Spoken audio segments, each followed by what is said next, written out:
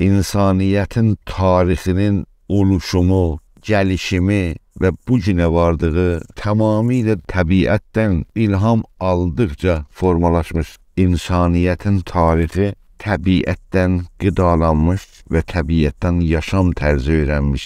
İnsanın toplumsal həyatının qaynağı vəhşi çevrədə gücsüz bir insan güclü heyvanların qarşısında özünü necə qoruya bilər deyə düşünmüş, daşınmış və toplumsallığı tərcih etmiş və həyatı bu vasitə ilə davam etdirə bilmiş. Və həyatın davamını qaçmayla, qırmayla, qırdırmayla davam etmiş.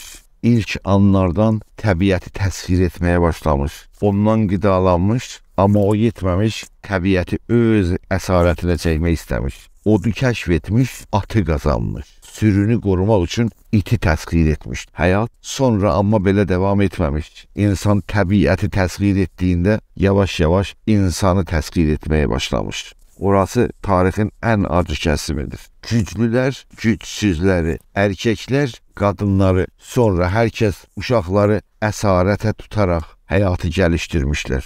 Və bu vasitə ilə yeni bir sistem qurmuşlar. Ataerkil sistem. Bu toplumun davamı patriarkal bir toplumun formalaşmasına can vermiş. Sonra güclülər ağa və gücsüzlər isə kölə kimi yaşamına davam etmişlər.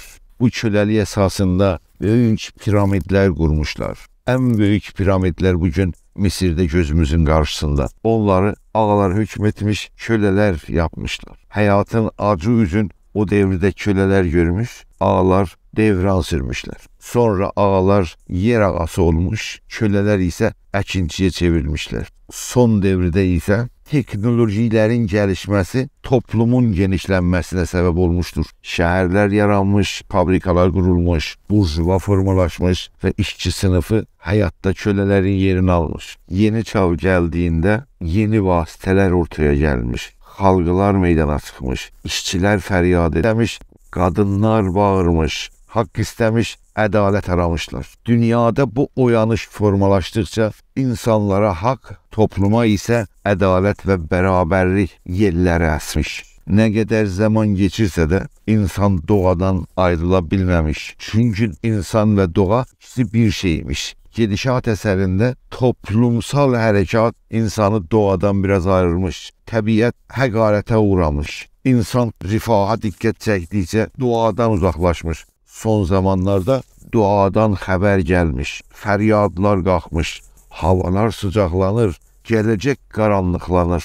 Novruz bayramı halən ciddiyə alınır. Yeni əsrdən yeni səslər qalxır. Təbiətə dönməliyik. Doğanı qorumalıyıq. Hər kəsə deməliyik, yaşamı qorumalıyıq. Yeni səs ədalət səsidir. Həman ki, ilk başdan təbiətdən gələn səsidir. Bir olma səsidir, öz olma səsidir, gələcək səsidir, təbiətlə bir olma səsidir, Novruz səsidir, bayram səsidir. Elə bəlkə ona görə də insanla təbiətin ilişkisini izah etmək üçün Novruz bayramı davam etmiş. Novruz bayramınız qutlu olsun.